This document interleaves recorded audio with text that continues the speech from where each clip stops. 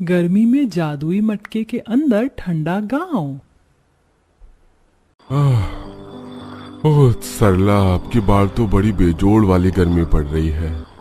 हाँ जी, इस निगोड़ी गर्मी ने तो बड़ा सता रखा है। सूरज चढ़ने के साथ तड़के सवेरे सवेरे ही चिलचिलाती धूप छा जा रही है। तभी चाक पर मिट्टी के मटके बनाते हुए मोहन चिड़चिड़े मिजाज में बोलता है।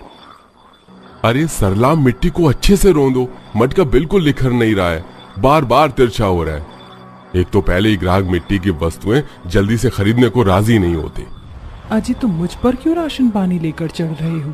धूप इतनी कड़क की है कि बार बार मिट्टी सूखी जा रही है। मैं तो तुम्हें बोल बोल कर थक गई। कोई दूसरा काम धाम ढूंढ लो। मिट्टी के मटके और बर्तन बनाकर तुम हमारे बाल बच्चों को भी मिट्टी की तकदीर दोगे। पढ़ेंगे लिखेंगे नहीं तो मिट्टी के बर्तन बनाएंगे और पेट काट कर खाएंगे। झुंझुला कर सरला मोहन को बुरा भला सुना रही होती है। तभी पड़ोसन काशी आती है। अरे क्या हो गया? क्यों सवेरे सवेरे दोनों मर्द लुगाई झगड़ा कर रहे हो?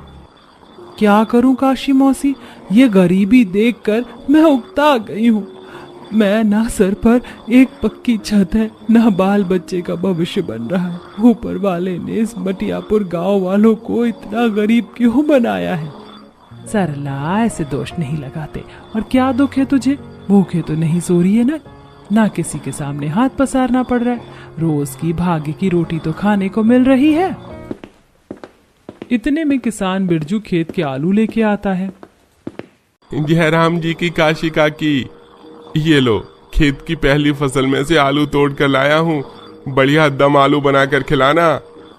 हाँ क्यों नहीं बिरजू, ऊपर वाला तुझे 10 खेत का मालिक बनाए ताकि मुझ जैसी गरीब को उसे मक्खी चूस मुखिया के खेत में जाकर काम न करना पड़े, बल्कि तेरे खेत में बनिहारी करके खा लूंगी। ऐसा कहते हुए बूढ़ी काशी की आंखें दिल में भरे दुख से डबडबा जाती हैं। चिंता मत करो काकी, वो दिन दूर नहीं जब हमारे मटियापुर गांव से दुख भरे दिन सुख में बदलेंगे और फिर हम भी इस फूस की मढ़ाई में नहीं बल्कि मुखिया जी के जैसे 4 मंजिला वाले मकान में बनाकर रहेंगे। सरला भौजाई, ये लो तुम्हारे हिस्से के आलू। मटियापुर गांव के निवासी बड़े गरीब थे। गांव में ज्यादातर कुम्हार बसे हुए थे और कुछ लोग किसानी करके खेती बाड़ी उपजाते थे। किसानों कुम्हार दोनों वर्ग का रोजगार का सहारा गांव में बहती गंगा नदी थी, जिसके किनारे की मिट्टी लाकर कुम्हार मटके बर्तन बनाते और नदी के पानी से किसान फसल की सिंचाई करते। मगर जल के बदले उन्हें लालची मुखिया को कर चुकाना पड़ता था। क्या मटियापुर गांव मुखिया के गुलामी से कभी उभर पाएगा? अरे फुलवा, अंदर से सारे मिट्टी के मटके ले आओ। हाँ जी लाई, ये लो, ये मटके और ये मिट्टी के फूलदान और बर्तन। अच्छा, तो फिर मैं चलता हूँ। सुनो, इस साल तो बबलू का दाखिला स्कूल में दिलवा दोगे ना? फुलवा के पूछने पर मदन रूखा सा जवाब देता है। फुलवा, तुझको कितनी बार बोला है जाते समय मत टोका कर, पैसे जुड़ेंगे तभी तो दाखिला करवाऊंगा। मदन मोहन दोनों एक साथ कहर बरसाती गर्मी में मिट्टी के बर्तन बेचने निकल पड़ते हैं। इस बार तो बड़ी तंगड़ी गर्मी है। सूरज की किरण फूटने के साथ गर्मी की कहर बरसती है। ऊपर से चाक चलने में माथे से टप टप पसीना चूता है और उस हिसाब से बर्तनों का मोल भी नहीं मिलता। अरे ऐसे में हम जैसे गरीब कुम्हारों का परिवार किस तरह अपने परिवार को कमा कर खिलाएगा? धरती मैया ही बेड़ा पार लगाएंगी अब तो। पसीने में लथपथ दोनों एक घने पेड़ की छांव देखकर कहते हैं। चल मोहन, उस छायादार पेड़ के नीचे बैठकर रोटी खा लेते हैं। दोनों जैसे ही पेड़ के पास आते, एक बुढ़िया जिसके पूरे शरीर में कोढ़ निकला हुआ था, आते जाते लोगों के आगे गिर गिर कर भीख मांग रही थी। भगवान के लिए एक रोटी खिला दो, थोड़े फल दिलवा दो, बड़े दिन से कुछ नहीं खाया।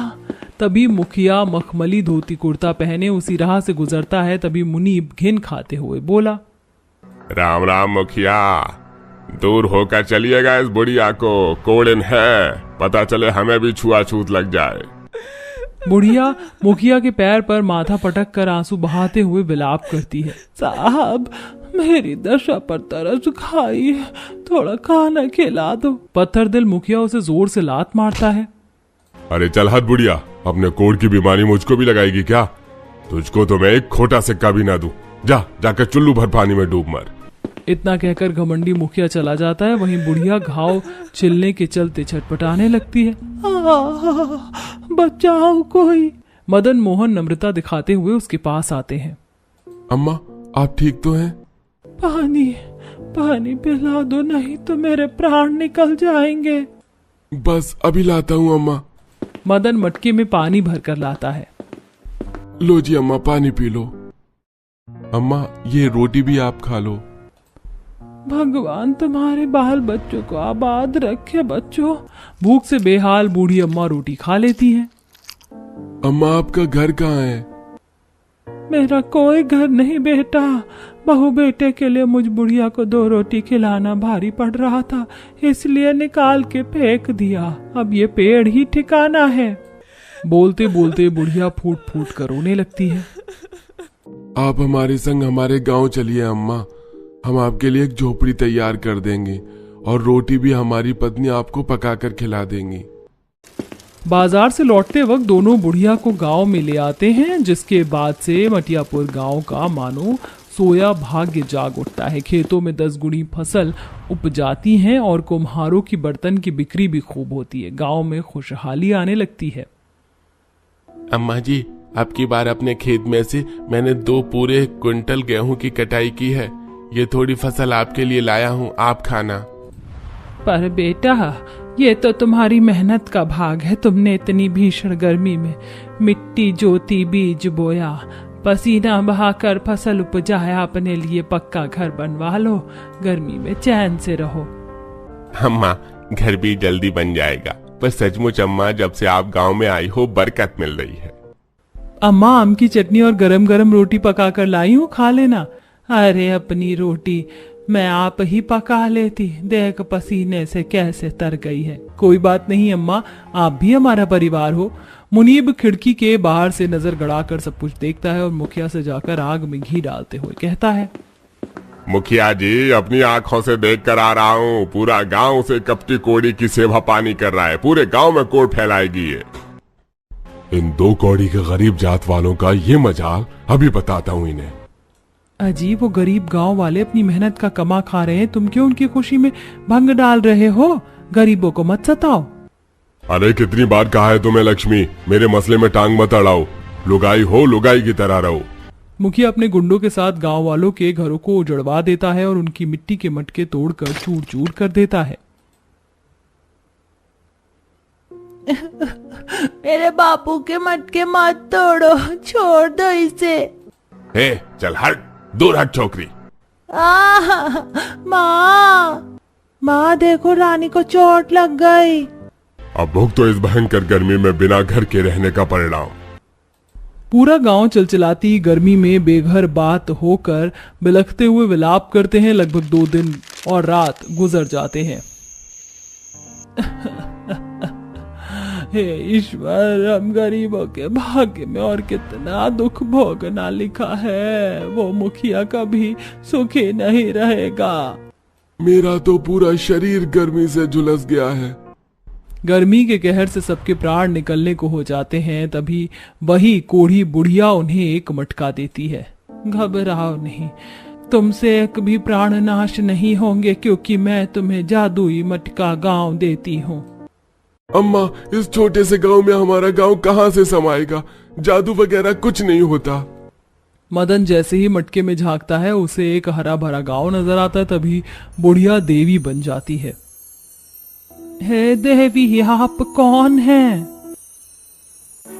काशी, मैं वही धरती माता हूँ जिससे तुम हर भोर को उठकर प्रणाम करते हो।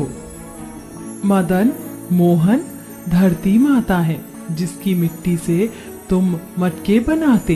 बिरजू, मैं वही धरती माता हूँ जिसकी जमीन में तुम फसल की सिंचाई करते हो।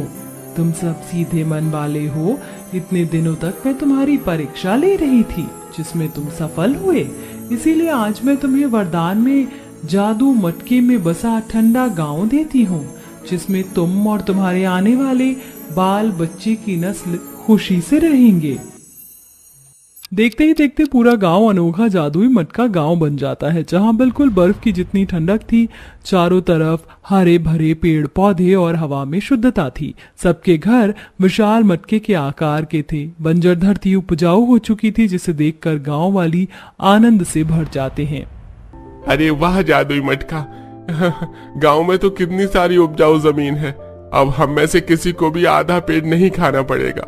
हम अपनी खेती खुद उपजाएंगे और पेट भर कर खाएंगे। माँ पिताजी देखो, हमारा जादुई मटके वाला घर कितना प्यारा है, चलो अंदर चलते हैं। सब कोई अपने अपने जादुई विशाल मटके वाले घर के अंदर आते हैं, जो कि ठंडक से भरा हुआ था। इस मटके के घर में कितनी ठंडक है फुलवा, मुझे तो जाड़ा सा लग रहा है। बिल्कुल भी घमस या भभका नहीं, आज तो चैन की नींद पड़ेगी। ये मटके का घर कितना अनोखा है, मिट्टी का चूल्हा, बर्तन, सब कुछ है। आज तो मैं मीठे मीठे पकवान बनाकर खाऊंगी। काशी के इतना बोलते ही तरह तरह के पकवान उसके सामने पेश हो जाते हैं। हरी मोरी मैया, ये जादुई मटके के घर के दीवारों के कान भी हैं। बोलते ही टन से पकवान आ गया। क्या देख रही हो काशी मौसी, मालपुए खाओ। जादुई मटका घर की मीठी बोली सुनकर काशी कभी भय खाती तो कभी खिलखिला कर हंसती। वहीं पूरा गांव उस दिन खुशी से भरपेट खा पी कर चैन से सोते हैं और अब उनकी जिंदगानी जादुई मटका गांव के ठंडक भरे वातावरण में खुशी पूर्वक गुजरती है। जबकि मुखिया को उसके करने का फल मिलता है और उसके एयर कंडीशनर लगे घर में भी दिन रात आग बरसती है, जिससे उसका परिवार गर्मी में बहुत परेशान होता है। पर अब पछताए होत क्या जब चिड़िया चुग गई खेत। कितना खूबसूरत लग रहा है ना कश्मीर की ये वादियां, ये पहाड़, ये झरना। वैष्णवी अपनी बहनों के साथ कश्मीर के पहाड़ों पर तस्वीर लेते देख शिखा, नंदिनी, पूजा उनका मजाक बनाते हुए कहती हैं, अच्छा तो ये गरीब लड़कियां भी इन कश्मीर की वादियों में अपनी तस्वीर खिंचवाएंगी। अरे अगर तस्वीर खिंचवाना ही था तो कश्मीरी कपड़े ही खरीद लेती। यहाँ भी अपने ये गरीबों वाले कपड़े पहनकर आ गई। सही कहा नंदिनी तुमने, इनके ये फटे पुराने सलवार सूट देखकर लग भी रहा है कि ये कश्मीर में है। अरे इससे तो अच्छा होता कि तुम यहाँ आते ही नहीं। नंदिनी और शिखा की बातें सुनकर पूजा, रोहन, किशोर, अशोक सभी लोग तेज तेज तीनों ही गरीब बहनों पर हंसने लगते हैं।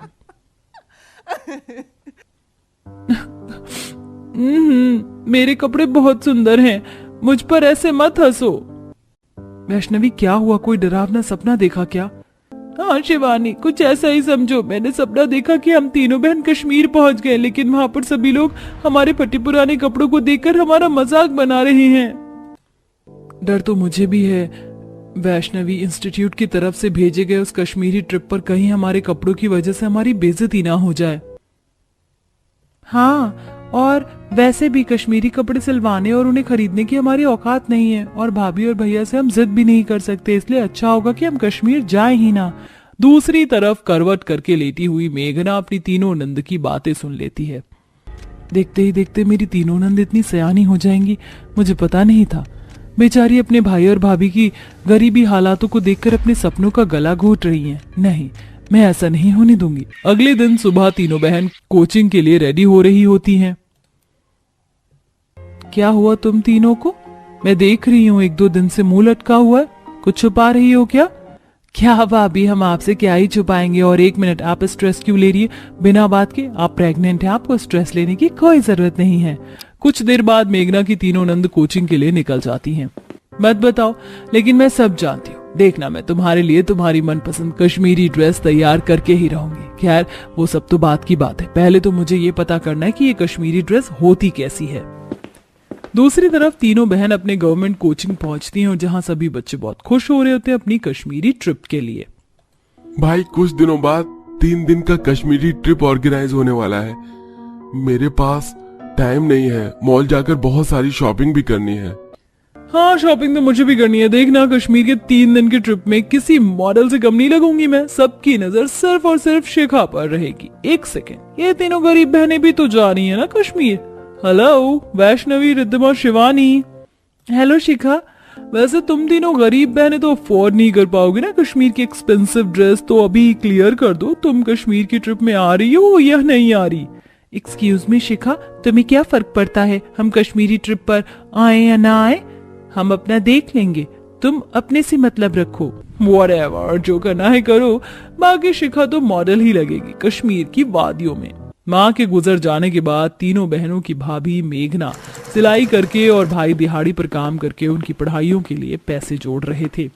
रिद्धिमा, शिवानी, क्या करें, हमें ये कश्मीर ट्रिप कैंसिल ही करना होगा। भाभी तो खुद प्रेग्नेंट है, उन्हें तो खुद पैसों की और अच्छे खान पान की जरूरत है। अगर हमने उनसे कपड़े की डिमांड करी तो वो परेशान हो जाएंगी। तीनों बहन कोचिंग से घर आती हैं।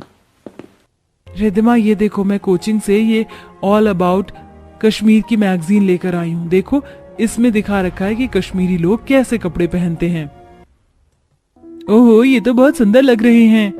सुनो, फटाफट खाना खा लेते हैं वरना भाभी गुस्सा करेंगी। मैगजीन बाद में देखेंगे। मेघना सबके लिए खाना परोसती है। गोपाल जी, आज कुछ दिहाड़ी मिली है आपको? कहाँ मेघना, आज भी खाली हाथ घर लौटना पड़ा, काम चल ही नहीं रहा है। अब सभी लोग खाना खाकर आराम करने लगते हैं। मेघना भी आराम करने लगती है कि तभी मेज पर रखे एक मैगजीन पर उसकी नजर पड़ती है। वह मैगजीन को उठाकर उलटने पलटने लगती है। ऑल अबाउट कश्मीर, अच्छा तो ऐसे दिखते हैं कश्मीरी लोग और ऐसे होते हैं उनके पहनावे। ये तो वेलवेट का कपड़ा लगता है। मार्केट में पता करना पड़ेगा कि इसकी कीमत क्या है। अगले दिन सुबह वैष्णवी, रिद्धिमा, शिवानी अपने गवर्नमेंट इंस्टीट्यूट पहुंचती हैं। वहीं दूसरी तरफ मेघना बाजारों में जाकर वेलवेट कपड़ों की कीमत पूछती है। भाई साहब, ये वेलवेट का कपड़ा कितने रुपए मीटर है? मैडम, ये वेलवेट का कपड़ा है 500 रुपए मीटर है। आप बताओ आपको कितना चाहिए? नहीं नहीं भैया, ये तो बहुत महंगा है। इतने दाम में मैं ये कपड़ा नहीं खरीद पाऊंगी, मैं कहीं और पता करती हूँ। मेघना बाजार में कई जगह पता करती है, लेकिन कपड़ों की कीमत ज्यादा होने की वजह से वो उन्हें खरीद नहीं पाती और थक हार के वापस घर लौटती है। कहीं कुछ नहीं मिला। अब एक बार अपनी ये अलमारी ही खोलकर देखती हूँ, क्या पता कुछ मिल जाए। मेघना जब अपनी अलमारी खोलती है तो उसे कई साल पुरानी एक वेलवेट की साड़ी मिलती है, जो साड़ी उसने अपने कहीं आने जाने के लिए रखी हुई थी। इस साड़ी से तो मुश्किल से 2 या 3 ड्रेस ही बन पाएंगी और मेरी नंद को तो 3 दिन के लिए कश्मीरी ट्रिप पर जाना है। थोड़े और कपड़े सिलने के लिए मुझे पैसों की जरूरत होगी, क्या करूं? मेघना दुविधा में वेलवेट की साड़ी को लेकर खड़ी होती है कि तभी उसकी नजर अलमारी पर रखे अपने गुल्लक पर जाती है। मेघना साड़ी को रखकर उस गुल्लक को उठाती है। वैसे तो ये पैसे मैं अपनी गोद भराई के लिए जमा कर रही थी, लेकिन अभी मुझे मेरी नंद का सपना पूरा करना ज्यादा जरूरी लग रहा है। अगर माँ जी होती तो वो भी यही करती। इतना कहकर मेघना गुल्लक को फोड़ देती है और उन पैसों से कुछ और कपड़े खरीद कर लेकर आती है। अब मेघना अपनी तीनों नंद के कोचिंग चले जाने पर अकेले घर में बैठकर उनकी कश्मीरी ड्रेस को सिला करती थी। देखते ही देखते वह कई तरह के ड्रेस जैसे Kashmiri dress, gown, salwar suit सिलकर तैयार कर लेती है। ऐसे ही कुछ दिन गुजरते हैं और एक रात मेघना कहती है, और तुम्हारे कश्मीर जाने वाली ट्रिप का क्या हुआ? कश्मीरी ट्रिप? आपको कैसे पता कि हमारे कोचिंग के स्टूडेंट कश्मीर जा रहे हैं? तुम्हें क्या लगा अगर तुम अपनी भाभी से चीज छुपाओगी तो उन्हें पता नहीं चलेगा? अच्छा बताओ, कब जा रहे हैं सब लोग कश्मीर? जा ही रहे होंगे भाभी, कभी भी। हमें क्या, हम लोग नहीं जा रहे, हमारा मन नहीं है। रुको, मैं अभी आती हूँ। मेघना अलमारी से कश्मीरी ड्रेस लाकर अपनी तीनों नंद के हाथ में देती है। भाभी, ये तो कश्मीरी ड्रेस है, तो बहुत महंगा आया होगा। आप कहाँ से लाई? हमारे पास तो पैसे भी नहीं थे। ये सब छोड़ो, ये बताओ मेरा सरप्राइज तुम्हें कैसा लगा? अपने हाथों से तैयार किया है मैंने तुम्हारे लिए ये कश्मीरी ड्रेस। भाभी, बहुत खूबसूरत है। मुझे तो बहुत खुशी हुई कि अब मैं भी कश्मीर ट्रिप पर जा पाऊंगी। कुछ दिन बाद तीनों बहन अपने इंस्टीट्यूट की तरफ से कश्मीर जाती हैं, जहां उन्हें पहले दिन कश्मीर में डल झील घुमाया जाता है, जहां झील और झरनों के बीच में बैठकर वैष्णवी, शिवानी, रिद्धिमा फोटो क्लिक कर रही होती हैं कि तभी वहां पर नंदिनी, शिखा, पूजा आती हैं। ओह माय गॉड, इन गरीब लड़कियों ने भी इतने एक्सपेंसिव गाउन पहने हैं। चलो अच्छा, मुझे तो लगा कश्मीर में आकर हमारे इंस्टीट्यूट की बेइज्जती करवा देंगी। शिखा, तुम थोड़ा कम सोचा करो। हमसे ज्यादा अगर खुद पर ध्यान दोगी तो ज्यादा ठीक रहेगा तुम्हारे लिए। वैष्णवी करारा जवाब देकर शिखा को और उसके दोस्तों को वहां से भगा देती है। तीनों ही बहन झील में अपने पैरों को डुबोकर एक दूसरे के ऊपर पानी फेंक रही थी, कश्मीर ट्रिप को एंजॉय कर रही होती हैं। अगले दिन टीचर उन्हें पहलगाम के मशहूर माहेश्वर टेम्पल लेकर जाते हैं, जहां तीनों ही बहन बहुत ही सुंदर सा कढ़ाइयों का जड़ा हुआ सूट पहनती हैं। तीनों बहन बहुत खूबसूरत लग रही होती कि तभी वहां पर अशोक, किशोर, रोहन पहुंचते हैं। Hey Vaishnavi, can you click a picture with you in this temple? You looking so pretty. इस अशोक, रोहन, किशोर के बच्चों को तो मैं बताती हूँ, सुंदर लड़की देखी नहीं कि पार्टी बदल ली। और इन गरीब लड़कियों ने भी तो हद मचा रखी है, हर दिन कुछ एक्सपेंसिव पहनकर आ जाती हैं। अब तीनों ही बहन के सुंदर सुंदर ड्रेसिंग सेंस को देखकर शिखा, नंदिनी, पूजा अंदर ही अंदर बहुत जल रही थी। इसी तरह तीसरे दिन भी सभी स्टूडेंट्स को कश्मीर के मशहूर श्रीनगर के बाजारों में घुमाया जाता है, जहां तीनों ही बहन सुंदर से कश्मीरी ड्रेस को पहनकर शॉपिंग कर रही होती हैं। वहीं खड़े कश्मीरी लोग उनके कश्मीरी ड्रेस को देखकर अट्रैक्ट होते हैं और उनके पास आते हैं। Can I click a picture with you? या श्योर। कश्मीरी लोग वैष्णवी, रिद्धिमा, शिवानी के साथ बाजार में तस्वीर खिंचा रहे होते हैं। आपका ये कश्मीरी ड्रेस बहुत खूबसूरत लग रहा है। यहाँ तो ऐसा ड्रेस कोई नहीं सिलता। आपने ये कहाँ से लिया है? ये हम तीनों की ड्रेस मेरी खुद की भाभी ने सिली है। आपको पसंद आया? हाँ, बहुत खूबसूरत है। मुझको भी चाहिए तुम्हारे जैसा कश्मीरी ड्रेस। तुम्हारी भाभी मेरे लिए सिलेंगी क्या? हाँ, क्यों नहीं। लाइए, आप मुझे अपना नंबर दीजिए। ये सब क्या हो रहा है? मैंने इतनी एक्सपेंसिव ड्रेस खरीदी मॉल से और ये कश्मीरी लोग इन गरीब लड़कियों के कपड़ों की तारीफ कर रहे हैं। मुझे बहुत गुस्सा आ रहा है। डिस्गस्टिंग। अब जहां बाकी लड़कियां तीनों बहन के कश्मीरी ड्रेस से जल रही थी, वहीं कश्मीरी लोग तीनों बहन को कश्मीरी कपड़े सिलने का ऑर्डर दे रहे थे। अब तीनों ही बहन अपना कश्मीरी ट्रिप खत्म करके अपने घर आती हैं। आ गई तुम तीनों। कैसा रहा तुम्हारा कश्मीरी ट्रिप? और मेरी बनाई हुई ड्रेस कैसी लगी पहनकर? ड्रेस की बात तो आप करो ही मत भाभी। आपकी ड्रेस ने तो पूरे कश्मीर को अपने वश में कर लिया। आपको पता है, आपके लिए कश्मीरी लोगों ने ऑर्डर दिया है कि आप उनके लिए कश्मीरी ड्रेस सिलो। इतना अच्छा ड्रेस सिला था आपने। मुझे बहुत खुशी हुई ये जानकर।